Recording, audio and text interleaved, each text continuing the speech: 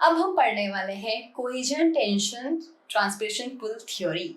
So transpiration pull theory is the widely accepted theory for ascent of sap. ऐसा माना जाता है कि वाटर और मिनरल्स का मूवमेंट जो होता है वो इसी थ्योरी के हिसाब से होता है. Okay, so let's start with cohesion tension transpiration pull theory. Cohesion tension transpiration pull theory. तो हमने एक ड्रॉबैक देखा था रूट प्रेशर थ्योरी का बच्चों. रूट प्रेशर थ्योरी का एक दूसरा वीडियो है, अगर आपने नहीं देखा है तो please see to it. Root pressure theory जो है वो वाइडली एक्सेप्टेड थ्योरी नहीं है एंड वो हमारा जो नीड है इतना लंबे लंबे यूकलिप्टस जैसे प्लांट में ट्रांसपोर्ट करने का पानी वो नहीं करवा सकता क्योंकि उसका मैग्नीट्यूड लो है. इसका क्या है, मैग्नीट्यूड इज हाई. ट्रांसपोर्टेशन पुल में मैग्नीट्यूड इज हाई. तो how high magnitude of force develop, कैसे डेवलप करता है, बिकॉज ऑफ ट्रांसपिरेशन पुल. कैसे डेवलप करता है, by transpiration pull. High magnitude of force develop कैसे करता है, बाय ट्रांसपिरेशन पुल. ठीक है. अब जो वाटर कॉलम है, हमने देखा ना कि अगर ट्रांसपिरेशन पुल बहुत ज्यादा हाई होता है तो वाटर कॉलम ब्रेक हो जाता है. उसको ठीक करने के लिए you have root pressure theory. But इतने लंबे लंबे ट्रांसपोर्ट हो रहे हैं उसमें वाटर कॉलम क्यों नहीं ब्रेक होता है ना. तो दूसरा सवाल हमारे पास है, why water column do not break. Why water column do not break? Because we have some kind of forces here जिन्हें हम बोलते हैं क्या, cohesion, adhesion and surface tension. ये तीन चीजों की वजह से वाटर कॉलम ब्रेक नहीं होता. नाम याद करिए, cohesion, adhesion and surface tension. इन तीन चीजों की वजह से वाटर कॉलम ब्रेक नहीं करता. इन तीन फोर्सेस की वजह से. क्या है वो, cohesion, adhesion and surface tension. Cohesion, adhesion and surface tension. ठीक है बच्चों, ये वाला डायग्राम लीफ का एनाटॉमी का आप सबने देखा है, right? You know this very well, है ना. अब कभी आपने सोचा है कि यहाँ पे ये जो ब्लू कलर का ऐसा कुछ बनाया हुआ है, ये क्या है? This is water. ठीक है, दिस इज वाटर. बच्चों देखो, ट्रांसपिरेशन इज व्हाट? ट्रांसपिरेशन मतलब removal of water in the gaseous form. ठीक है. रूट जब पानी ले रहा है जाइलम के थ्रू तो वो वाटर लिक्विड फॉर्म में होता है ना. अब पानी जो है वो गैसियस फॉर्म में चेंज कब होता है? क्वेश्चन समझ में आया मेरा? हम बोलते हैं ट्रांसपिरेशन से क्या होता है, removal of water in the form of water vapour, right? मतलब यानी कि लिक्विड का gaseous form. Water vapour is water का गैसियस फॉर्म. तो वो गैस फॉर्म में कन्वर्ट कब होता है, कहाँ होता है? तो बेसिकली देखो, यहाँ पे जो आपकी मेसोफिल्स के सेल्स है इसके अराउंड भी वाटर है. तो यहाँ पे जो आपका सब स्टोमेटल कैविटी होता है, क्या है ये, सब स्टोमेटल कैविटी. जो आपका सब स्टोमेटल कैविटी है, यहाँ सब स्टोमेटल कैविटी में पानी गैसियस फॉर्म में चेंज होता है. ठीक है, देखो मैं डायग्राम की तो समझाती हूँ आपको. ये आपका स्टेम है ना, और ये आपकी लीफ है, राइट? और यहाँ पे आपकी ये डाइकॉट है. तो इस तरह से स्टोमेटा, मैंने बीन शेप स्टोमेटा बना दिया, राइट? अभी ये आपका जाइलम का है, ठीक है. और क्या होगा, जाइलम से इस तरह से आपका पूरा वाटर कॉलम डेवलप हो जाएगा। ये क्या आपका जाइलम है,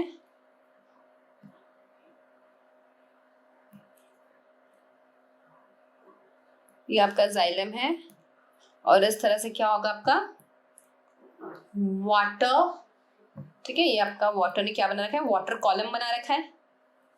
वाटर ने क्या कर रखा है, पूरा वाटर कॉलम बना रखा है। और यहाँ पे क्या आपके बेटा सेल्स है ना, mesophyll cells, spongy mesophyll cells है, ये आपके स्पॉन्जी मीजोफिल सेल्स है, ठीक है। अब इसके अराउंड भी देखो आप, यहाँ पे वाटर है, ठीक है। This is stomata and this is substomatal cavity, this is substomatal cavity, ठीक है। अब यहाँ पे क्या होगा, वाटर जो है वो गैशियस फॉर्म में कन्वर्ट होगा, वाटर जो है वो गैशियस फॉर्म में कन्वर्ट होगा। बाहर एटमॉस्फेयर में भी क्या है, गैशियस फॉर्म में है, ठीक है। वाटर गैशियस फॉर्म में, वाटर वेपर। अब जब हवा चलती है, हवा चलती तो क्या होगा, ये वाटर जो है वो मूव कर जाएगा यहाँ से, तब ये वाला वाटर जो है वो स्टोमेटा के थ्रू बाहर निकलेगा, है ना। This is transpiration. हवा चलेगी तो ये गैशियस फॉर्म में है, ये चला जाएगा, वहां से हट जाएगा, तो फिर क्या होगा, यू नो, जो सिंपल आपका बोलते हैं ना हाई टू लो चीजें जाती है, तो फिर ये वाला गैशियस वाला मॉलिक्यूल जो है वो बाहर निकल जाएगा। दिस इवेंट अकर, ठीक है। देखो लिखते हैं इस चीज को, क्या होता है, water in the gaseous form, water in the gaseous form कहाँ प्रेजेंट है, प्रेजेंट है इन सबस्टोमेटल कैविटी, ठीक है। वाटर इन गैशियस फॉर्म कहाँ प्रेजेंट है, इन सबस्टोमेटल कैविटी, ठीक है। फिर water in gaseous from outside move, ठीक है। बाहर वाला वाटर जो गैशियस फॉर्म में है, ये बताया ना मैंने, ये गैशियस फॉर्म में है, ये मूव करेगा, then and water from inside, and water from inside in the form of water vapor move out, in the form of water vapor move out, ठीक है। तो बेसिकली क्या हुआ, वो बाहर निकलेगा, तो अब वाटर लेगा कन्वर्टेड इनटू वेपर, एंड फिर यहाँ पे जो वाटर कॉलम है it will develop pull. Now your water column will develop pull। अब क्या होगा, वाटर कॉलम जो है वो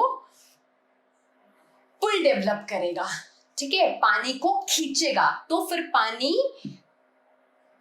मूव करेगा और लीव्स के पास जाएगा, इस तरह से, ठीक है।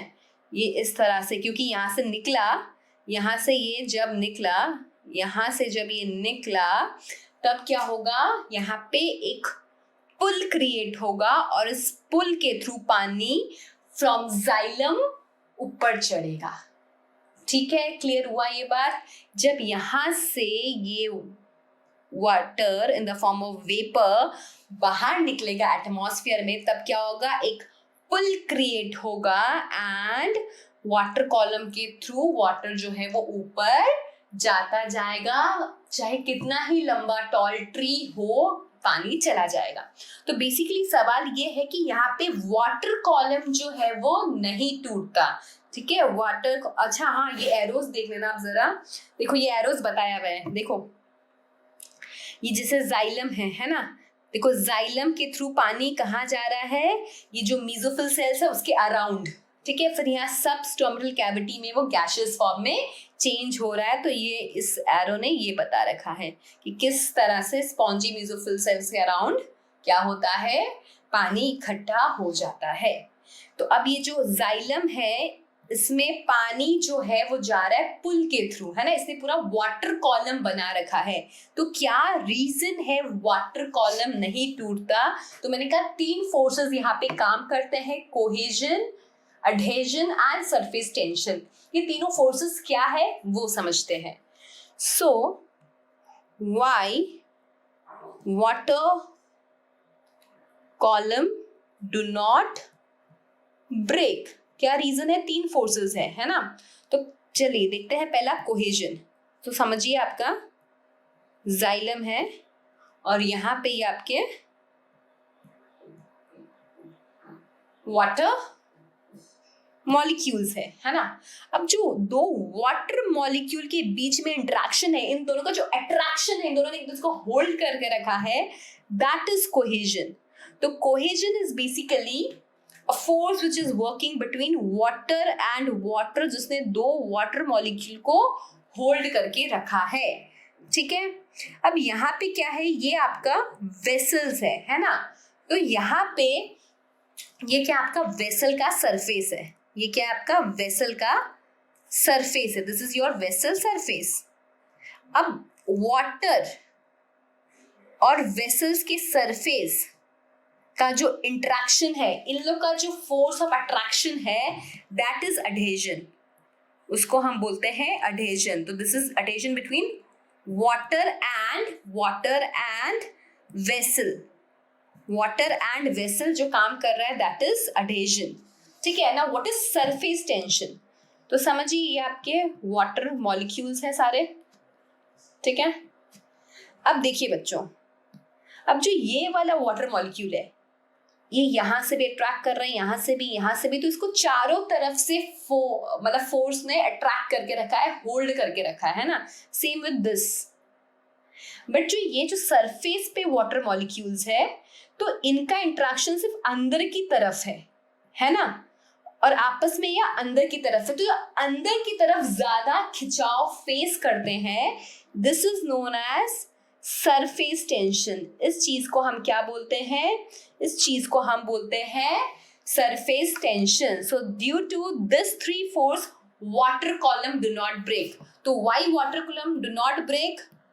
Due to 3 forces. कौन 3 forces? Cohesion, adhesion and surface tension. Due to this 3 forces water column जो है बच्चों वो नहीं टूटता। कौन से वो 3 forces? Cohesion, adhesion and surface tension. ठीक है, कौन से वो 3 forces? Cohesion, adhesion and surface tension. ठीक है, ये देखिए आपकी एनसीईआरटी की लाइंस है। The transpiration driven ascent of xylem sap depends mainly on the following physical properties of water: cohesion, adhesion and surface tension. Cohesion क्या होता है? Mutual attraction between water molecules. Learn करिए 2021 में यही चीज जो है मैचिंग के रूप में आई थी, साथ में इसमें गटेशन ऐड कर दिया था। This is very important. Cohesion मतलब mutual attraction between water molecules. Adhesion मतलब attraction of water molecule to polar surfaces such as the surface of tracheary elements. Surface tension मतलब water molecule are attracted to each other in the liquid phase more than to water in the gas phase. ठीक है, okay, now let's talk about transpiration. Transpiration pull क्या होता है वो आप समझ गए। अब हम बात करते हैं केवल ट्रांसपीरेशन के बारे में। Transpiration, so what is transpiration? इसका मीनिंग क्या है, इसका डिफाइन क्या है? तो loss of water in gaseous form, loss of water in gaseous form from plant surface, in gaseous form from plant surface, है ना। जब भी ट्रांसपीरेशन होगा क्या टर्म आएगा? Gaseous form. ठीक है, जब भी ट्रांसपीरेशन होगा क्या टर्म आएगा? Gaseous form. ठीक है, जब भी ट्रांसपीरेशन होगा क्या टर्म आएगा? गैसियस फॉर्म, है ना। गटेशन जो मैंने सिखाया, गटेशन होता है लिक्विड फॉर्म में, लेकिन ट्रांसपिरेशन हमेशा होगा गैसियस फॉर्म में, ठीक है। तो loss of water in gaseous form from plant surface is known as transpiration. किसमें होता है, कौन से प्लांट पार्ट में होता है, तो बेटा लीफ में और यंग ग्रीन स्टेम में ट्रांसपिरेशन होता है। सो अकर्स थ्रू, किसके थ्रू होएगा, विच प्लांट पार्ट, लीफ और स्टेम। स्टेम अगर ग्रीन स्टेम हो तो, हाँ बेटा देखो वुडी स्टेम्स जो होते हैं ना, वुडी स्टेम उसमें लेंटिसल्स होते हैं, स्पेशल ओपनिंग्स, राइट, लेंटिसल्स पढ़ा है ना आपने, तो उसके थ्रू भी ट्रांसपिरेशन हो सकता है। तो अकर्स थ्रू, यहाँ पे जो मैक्सिमम ट्रांसपिरेशन होता है वो होता है, इट अकर्स थ्रू पोर, ठीक है। पोर, उन पोर को हम क्या बोलते हैं, उन पोर को हम बोलते हैं स्टोमेटा। स्टोमेटा में क्या होएगा, स्टोमेटा के थ्रू क्या होगा, मैक्सिमम ट्रांसपिरेशन। जो मैक्सिमम ट्रांसपिरेशन होगा बच्चों, वो किसके थ्रू होगा, थ्रू स्टोमेटा के थ्रू ही होगा। लेंटिसल्स, लेंटिसल्स किसमें होते हैं, वुडी स्टेम्स में होते हैं। लेंटिसल्स किसमें होते हैं, लेंटिसल्स वुडी स्टेम में होते हैं, ठीक है। लेंटिसल्स किसमें होते हैं, वुडी स्टेम्स में होते हैं। अब समझो ये आपकी लीफ है एंड यहाँ पे आपका स्टोमेटा है ना।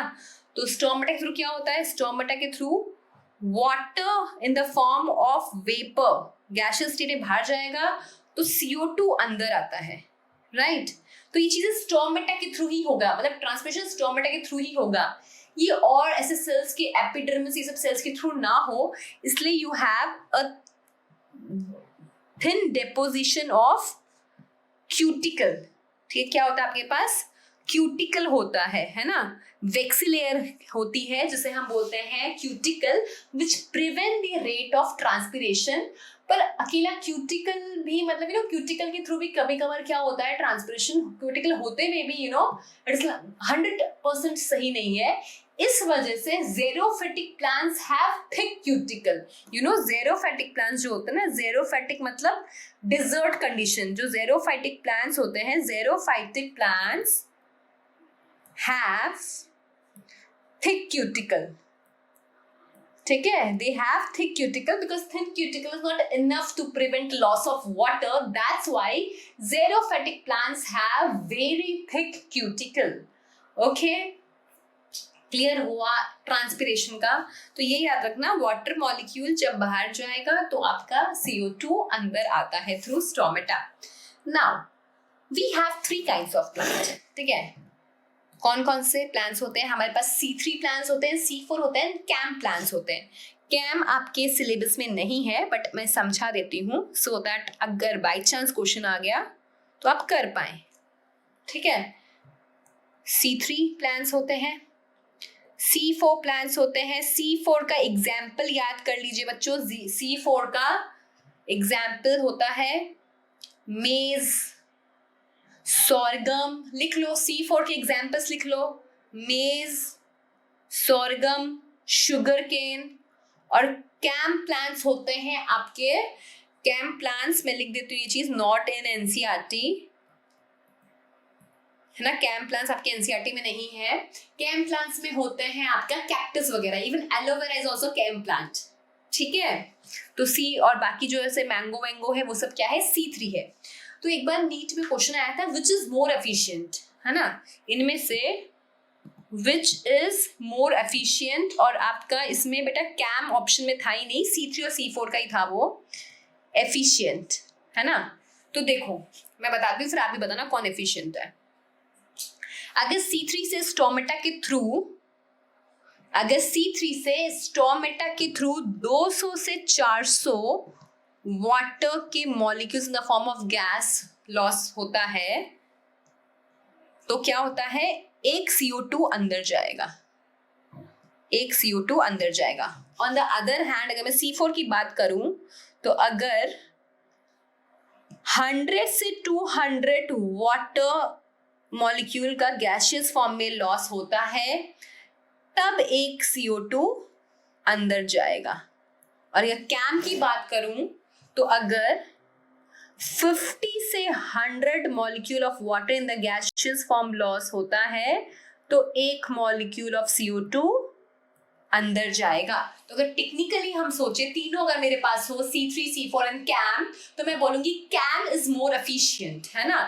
CAM is more efficient. क्यों बेटा? क्योंकि देखो सिर्फ 50 से 100 मॉलिक्यूल ऑफ वाटर वेपर निकल रहे हैं तो 1 CO2 अंदर जा रहा है। यहाँ पे C3 में वाटर का लॉस कितना ज्यादा हो रहा है। अगर 200 से 400 वाटर वेपर के मॉलिक्यूल निकलेंगे तब 1 CO2 अंदर जाएगा, मतलब C3 में वाटर लॉस कितना ज्यादा हो रहा है और जबकि कैम में कम हो रहा है, ठीक है। बट क्योंकि आपका इसमें नीट में सिर्फ C3 और C4 का ही पूछा था, उस टाइम आपका आंसर था कि C4 इज मोर एफिशिएंट, ठीक है।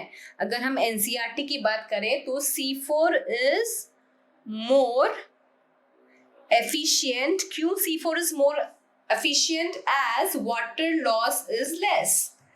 As water loss is less as compared to C3, ठीक है। अगर C3 C4 की बात करें हम तो C4 जो है वो more efficient है, as इस केस में water loss जो है वो कम हो रहा है।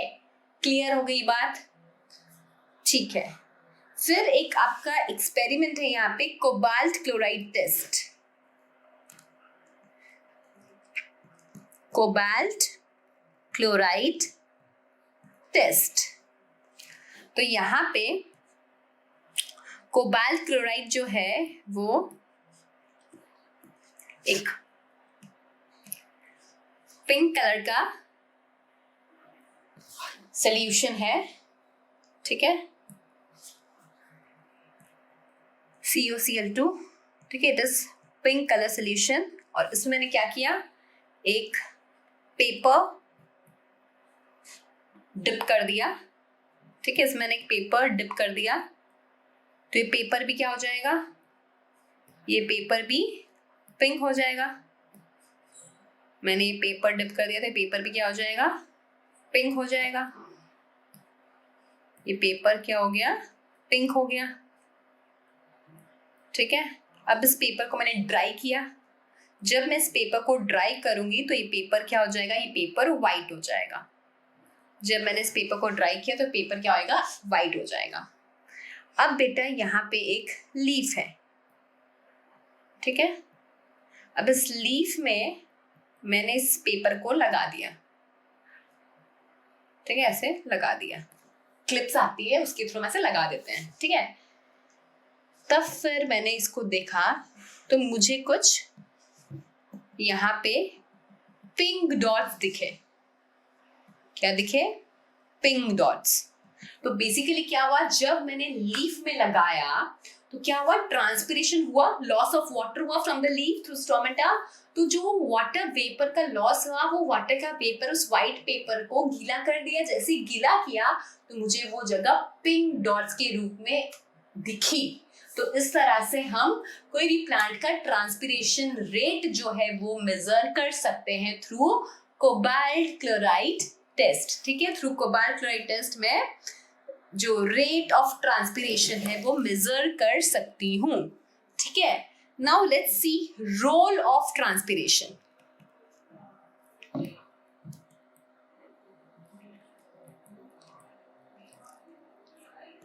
रोल ऑफ ट्रांसपिरेशन, ठीक है। तो पहला डिक्रीज टेम्परेचर। बच्चों बहुत जब समर्स के टाइम बहुत जब धूप होती है हम पेड़ ढूंढते हैं, राइट। और हम पेड़ के नीचे खड़े होते हैं तो बेसिकली हमें एक ठंडा सा फील होता है, ठंडक फील होती है। क्यों? क्योंकि प्लांट जो है वो कंटिन्यूस प्लांट जो है वो कंटिन्यूस ट्रांसपिरेशन कर रहा होता है।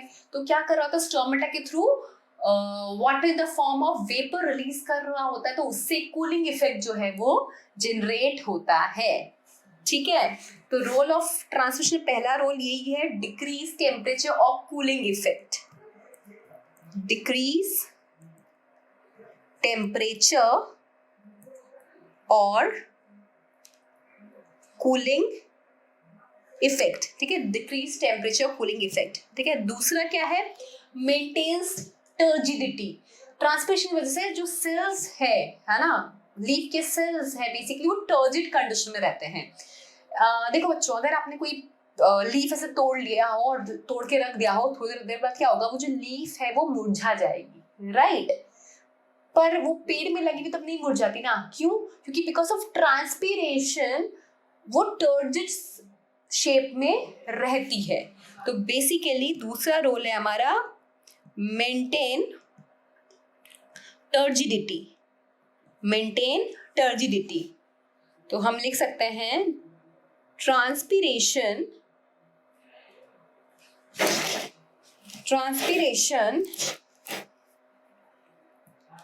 supply water and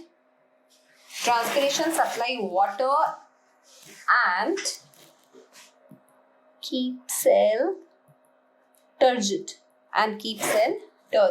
ठीक है। तीसरा, ट्रांसपीरेशन की वजह से क्या हो रहा है, transport of water and minerals, right.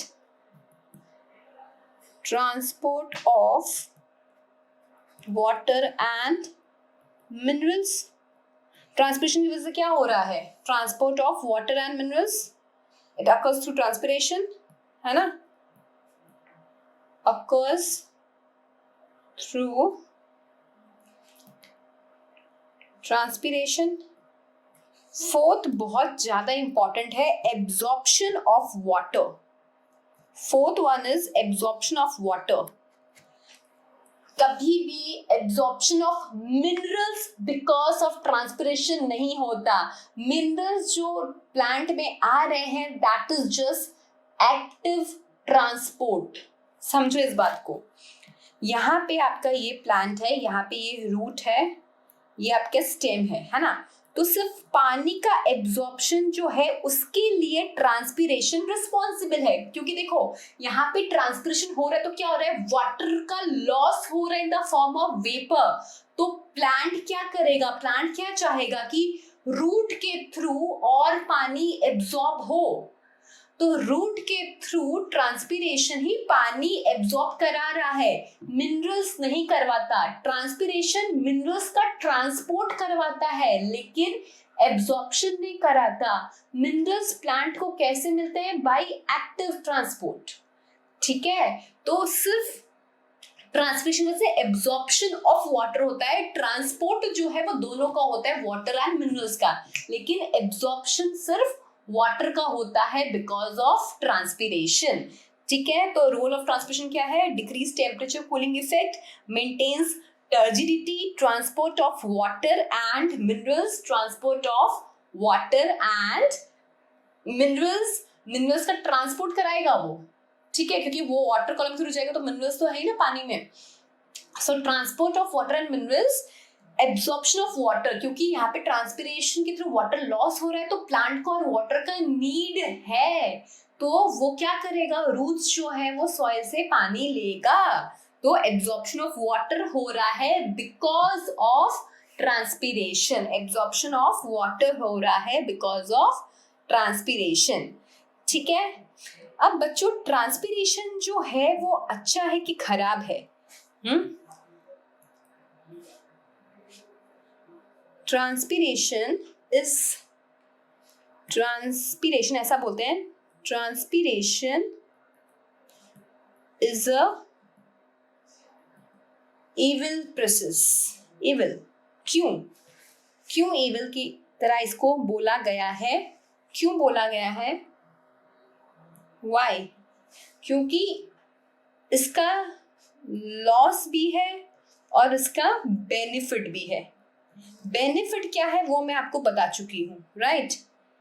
ये सब जो है ये इसके क्या है, बेनिफिट है ना, ये सब क्या है, इसके बेनिफिट है। ये सब जो मैंने आपको बताया है कि decrease temperature cooling effect create करता है, ये maintain turgidity, transport of water and minerals, absorption of water, ये सब क्या है, ट्रांसपीरेशन के बेनिफिट है। अब ये बदमाश क्यों है, मतलब why it is a loss? तो basically 99% of water, 99% of water is lost by plants through transpiration. ठीक है, इस वजह से हम बोलते हैं कि ये एविल प्रोसेस है. बट हाँ, ये लॉस होना भी जरूरी है, तभी पानी क्या होगा और एब्जॉर्ब होगा, और उसके साथ क्या होंगे, जब पानी एब्जॉर्ब होगा तभी आपका ट्रांसपोर्ट होगा वाटर और मिनरल्स का. So 99% of water is lost by plants. ठीक है. Now let's see what are the factors which affect transpiration. ठीक है, factors affecting transpiration. Factors affecting transpiration. So there are external factors as well as internal factors. We have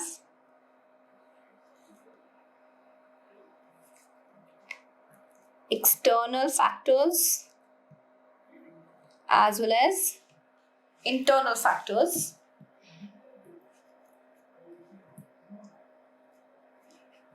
external factors क्या क्या है? Temperature. पहला तो external factor में पहला है हमारे पास टेम्परेचर. बच्चों, अगर लो टेम्परेचर रहा तो स्टोमेटा क्लोज हो जाएगा. स्टोमेटा क्लोज होगा तो ट्रांसपिरेशन नेचुरल सा बात है डिक्रीजेस, है ना. स्टोमेटा क्लोज हो गया अगर तो ट्रांसपिरेशन, भाई वाटर वेपर कहाँ से निकलेगा? तो लो टेम्परेचर होने से क्या होता है?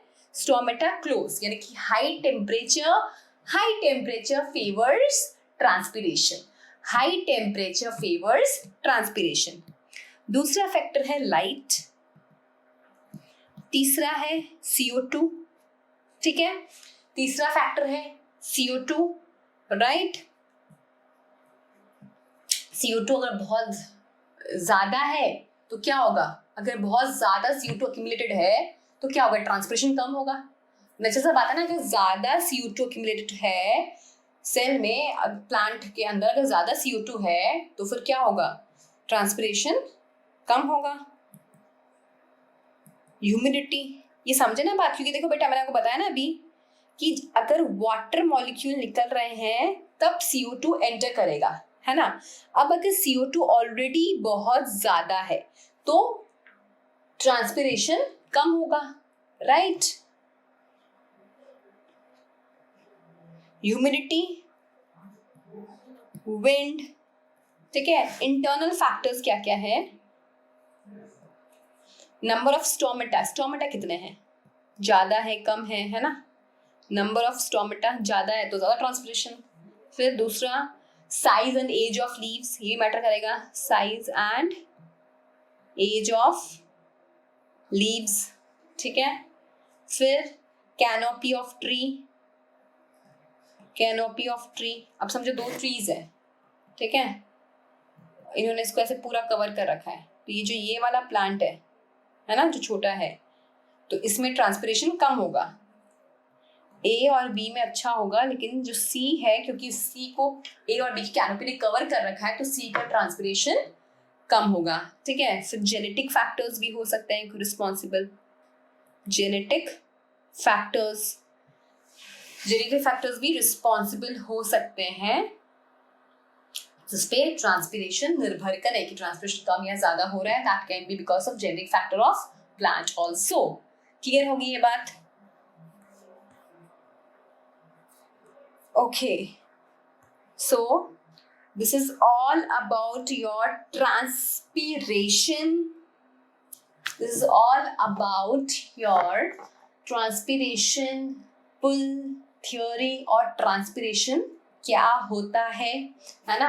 कुछ इंपॉर्टेंट कंसेप्ट जो मैंने आपको बताए थे वो याद रखना. Role of transpiration is very important. ठीक है, क्या क्या फोर्सेस काम करते हैं वाटर कॉलम को मेंटेन करने की, that is cohesion, adhesion and surface tension. You have to remember this. और which one is more efficient ना. देखना क्वेश्चन कैसा मिलता है आपको नीट में. C3, C4 और कैम का अगर पूछ लेते हैं तो ऑफकोर्स कैम है, बट कैम अपने एनसीईआरटी मेंशन नहीं है. और अगर C3 और C4 का पूछे तो हमें पता है C4 is the answer. C4 is more efficient as water loss C4 में कम हो रहा है, इसलिए C4 इज मोर एफिशिएंट. ठीक है.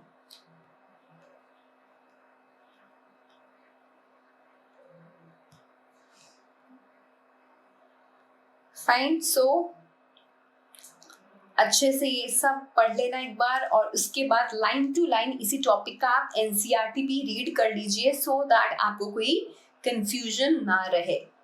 ठीक है. So this all about transpiration pull theory. Thank you.